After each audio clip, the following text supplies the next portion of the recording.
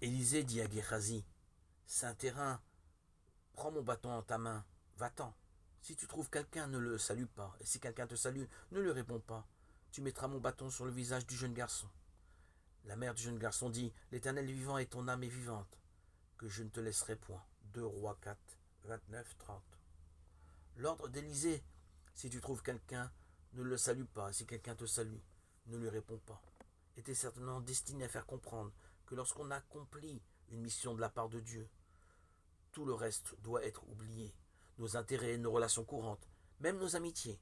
Si nous nous attachons à l'œuvre du Seigneur, nous devons nous oublier nous-mêmes entièrement, renoncer à nous-mêmes, nous dévouer totalement. Nul autre objet, aucun autre engagement ne doit nous occuper, à part le service du Seigneur. La Sunamite, dans les termes les plus forts, déclare qu'elle ne quittera pas Élisée.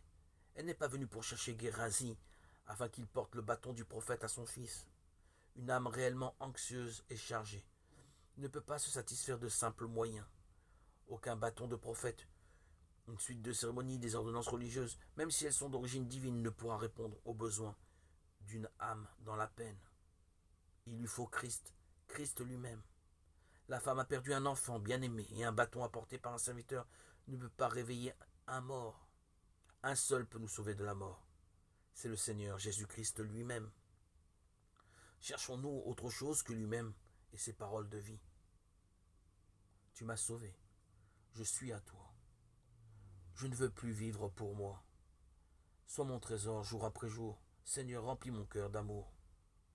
Tout mon désir est de te servir. Oh, parle-moi, dirige-moi.